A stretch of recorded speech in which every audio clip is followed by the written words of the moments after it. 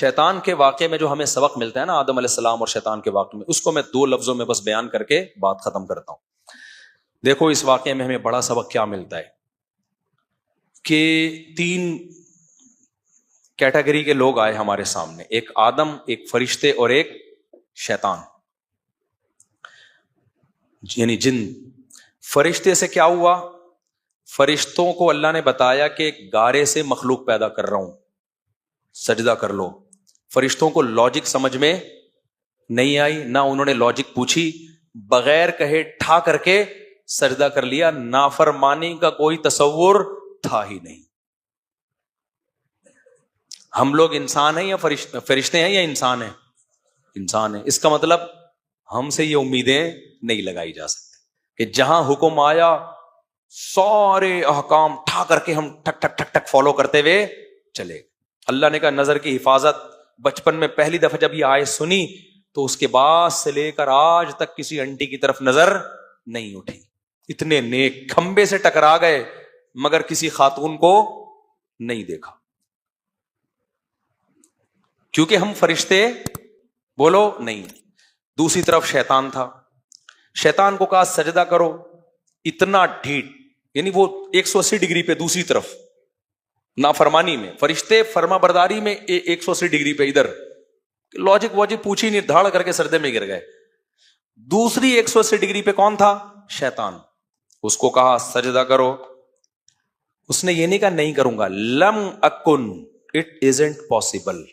کہ پورا ترجمہ جو اس کے بنے گا نا، لا اسجدو نہیں کہا. لا اسجدو کا مطلب ہے میں سجدہ نہیں کروں گا. لم اکن لاسجدا کا مطلب ہے it isn't possible to do this for می.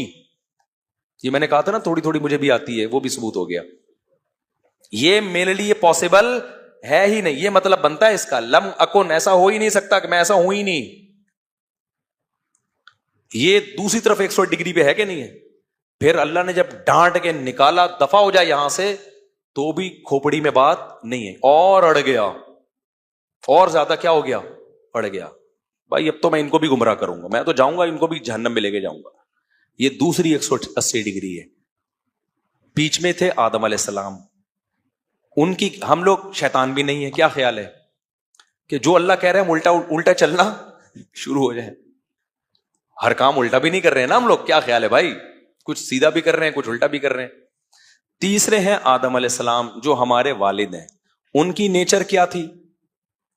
ان سے اللہ نے کہا کہ اے آدم یہ تیرے لیے جنت ہے، لا تقربا هذه الشجرہ، اس درخت کے قریب مت جانا، فتکونا من الظالمین، آپ ظالمین میں سے ہو جاؤ گے.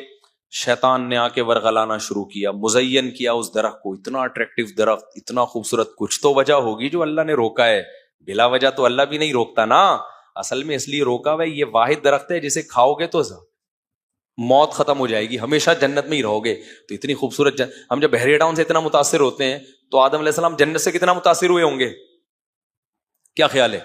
تو ڈر تو لگا ہوگا نا اللہ جنت سے نکال نہ دے. شیطان نے کہا اللہ نے جو کہا ہے نا یہ درخت نہیں کھانا، اصل میں ایکچولی یہ کہا ہی اس لیے ہے کہ یہ کھاؤ گے تو نکلنے کا آپشن ختم. تو اللہ میاں نے پہلے سے ہی کہا کہ بھئی یہ آپشن ختم نہیں کرنا ان کے لیے. ایسی الٹی سیدھی باتیں. فوسوس لہم الشیطان، تو ایسے دل میں چیزیں خیالات ڈال کے آدم علیہ السلام نے کہا ٹرائی کرنے میں کیا جا رہا ہے بھائی. ٹرائی کیا اور اللہ کی طرف سے ملی سزا. سب سے پہلی سزا کیا ملی؟ کتنی بڑی سزا تھی. دونوں سے کپڑے چھین لیے اللہ نے، جنت سے نکالا بعد میں ہے، لباس پہلے سینا، دونوں برہنہ ہو گئے. اس سے پتہ چلتا ہے عزت دار آدمی کے لیے بے لباس ہونا سب سے بڑی سزا ہے. اور گورا فطرت سے کتنا دور ہے بے لباسی کو ماڈرنزم، اور فخر کرتا ہے. چڈی پہن، اگر کوئی پورے کپڑے پہن کے گھوم رہا ہو میٹرک پاس، اگر گھٹنے سے نیچے نیکر پہنچ کے گھوم رہا ہو اس کا مطلب تھوڑا سا بزنس کرتا ہے، ماڈرن فیملی ہے بھائی. چڈی پہن کے گھوم رہا ہو بھائی یہ ایجوکیٹڈ لوگ ہیں، یہ ہماری طرح چھچورے نہیں ہیں، بیکورڈ لوگ نہیں ہیں. پورے کپڑے پہن کے گرمیوں میں بھی کیا کریں؟ آپ جاؤ نا آسٹریلیا کے ساحل پر جاؤ کبھی، چڈی، یہاں ملیشیا میں گیا ہوں میں، چڈی پہن کے گورے بیٹھے ہوئے، تو ان کی گوریاں وہ تو الگ ہی حساب ہے. ان کو تو اس پہ بھی غصہ آ رہا ہوتا ہے یہ چڈی بھی کیوں ہے, وہ تو گورنمنٹ کا لا ہے کہ چڈی اتارنے پر پابندی ہے, ورنہ آپ دیکھتے چڈیاں مارکیٹ سے کیا ہو جاتی, شارٹ. یہ گدھا پن ہے, ہم فطرت سے دور ہو گئے ہیں. میاں بیوی ہیں جبکہ ان دونوں کا ایک دوسرے سے پردہ نہیں ہے, لیکن نارمل حالات میں میاں بیوی میں بھی حیا ہوتی ہے تو وہ کپڑے پہن کے بیٹھتے ہیں, برہنہ نہیں گھوم رہے ہوتے گھر میں, شرم آتی ہے ان کو بھی. تو جب میاں بیوی ایک دوسرے سے اللہ نے لباس چھینا, اور قرآن کہہ رہا ہے اتنا آدم علیہ السلام اور اما ہوا ڈسٹرب ہوئے ہیں, تفقا یخصفان علیہما من ورق الجنہ, درخت کے پتے توڑ توڑ کے اپنے اوپر ڈال رہے ہیں, حالانکہ دیکھنے والا کوئی نامحرم نہیں ہے. اما ہوا کو آدم سے شرم آ رہی ہے, اور حضرت آدم کو کس سے شرم آ رہی ہے, اما ہوا سے. تو اللہ نے بتایا کہ حیا میں انسان ایکسٹریم لیول پہ پہنچا ہوا ہونا چاہیے. بے لباسی یہ انسانیت نہیں ہے. آج کہتے ہیں بے حیائی کا کپڑوں سے کیا, لبرل طبقہ جو آ رہا ہوتا ہے نا, بھائی خاتون کی مرضی ہے وہ پورے کپڑے پہنے آدھے پہنے, آپ اپنی نظر نیچے رکھیں, تو پھر کچھ بھی نہ پہناؤ اس کو. تو یہ حیا جو ہے نا, حیا یہ ایمان کا حصہ ہے. تو ہم ہر چیز گوروں سے لے رہے ہیں بھائی, وہ نیچر سے ہٹ گئے ہیں وہ لوگ. تو عورت کو بھی چاہیے پراپر ڈریس میں رہا کرے. شوہر سے شرم آ رہی اما ہوا کو, اور آج عورتوں کو غیر مردوں سے شرم نہیں آ رہی. وہ ایک عورت گئی نا کسی دکاندار کے پاس, شلوار کا کپڑا چاہیے, کہنے لگی تھوڑا سا اور باریک دے دیں. آج کل یہی ہو رہا ہے, یہ تو بہت موٹا ہے. اس نے کہا یہ لے لو, اس نے کہا تھوڑا اور باریک. اس نے دکاندار نے کہا یہ لے لو, اس نے کہا اور باریک. تو وہ دکاندار نے کہا میڈم اسی میں سب نظر آ جائے گا, اس میں بھی فل نظر آئے گا, جو آپ چاہ رہی ہیں نا اس میں آپ ٹرائی کر کے دیکھ لیں, فل نظر آئے گا اس میں. آدم کی جو ہم انسان ہیں نا, تو ہم نے نہ فرشتوں کو فالو کرنا ہے, نہ ہم نے کس کو فالو کرنا ہے, شیطان کو. تو ہم نے آدم کو, تو آدم علیہ السلام کو اللہ نے کیا کیا کہ درختوں کے پتے انہوں نے ڈالے ہیں. تو آدم کی فطرت میں حیا ہے, بے حیائی بے لباسی نہیں ہے. بے لباسی سزا ہے جو انگریزوں کو ملی ہوئی ہے, اور سیکولر اور لبرل طبقے کو ملی ہوئی ہے, کہ لباس ہی مارکیٹ سے کیا ہو گیا, شارٹ. اور بے سکونی بھی ہے اس میں. لباس پراپر ہونا سکون ملتا ہے انسان کو. جو بغیر لباس کے گھومتے ہیں کبھی ایک دن کر کے دیکھیں یہ کام. تو دوسرا غلطی ہو گئی آدم علیہ السلام سے. اس سے پتہ چلتا ہے بھائی ہم تو نہ فرشتوں کی اولاد ہیں نہ شیطان کی اولاد ہیں. پٹیاں پڑا کے شیطان ہم سے بھی غلطی بولو کروا سکتے, تو ہم سے بھی ہوگی. ایسا نہیں ہو سکتا کہ جب سے ہم نے آیت سنی کہ کسی انٹی کو دیکھنا نہیں ہے تو کبھی آج تک کسی نے دیکھا ہی نہ ہو, کھمبوں سے ٹکرا گیا ہو, گاڑی کے ٹرک کے نیچے آ گیا ہو, بھائی ادھر نہیں دیکھنا منہ کر کے. ہو جاتی ہے انسان سے غلطی. تو آدم سے بھی غلطی ہو گئی, اس پہ سزا بھی ملی. لیکن جیسے ہی آدم کو پتا چلا کہ مجھ سے غلطی ہوئی اور اللہ ناراض ہوا, تو فوراً آدم اور حوا نے مل کے دعا مانگی, ربنا ظلمنا انفسنا, اے اللہ ہم نے اپنی جانوں پہ ظلم کیا, وَإِن لَّمْ تَغْفِرْ لَنَا وَتَرْحَمْنَا, اکڑتے نہیں ہیں ہم اس ظلم پہ, تو نے معاف نہ کیا رحم نہ کیا, ہم برباد ہو جائیں گے, لَنَكُونَنَّ مِنَ الْخَاسِرِينَ. تو اس سے پتہ چلتا ہے بھائی غلطی فرشتوں سے تو غلطی نہیں ہوئی, شیطان سے ہوئی اکڑا رہا, آدم سے ہوئی اکڑے نہیں. یہ بیچ کا راستہ ہے. سمجھ میں آ رہی ہے بات؟ تو یہ نہیں ہو سکتا کہ مجھ سے اور آپ سے کبھی زندگی میں کوئی غلطی ہی نہ ہو. بچنے کی کوشش کرنا یہ آدم کی سنت ہے.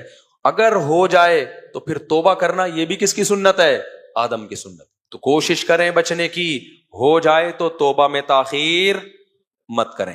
اب چونکہ ہم آدم جیسے پیغمبر تو ہیں نہیں, آدم سے تو ایک دفعہ ہوئی, اس کے بعد پکی ڈھکی توبہ.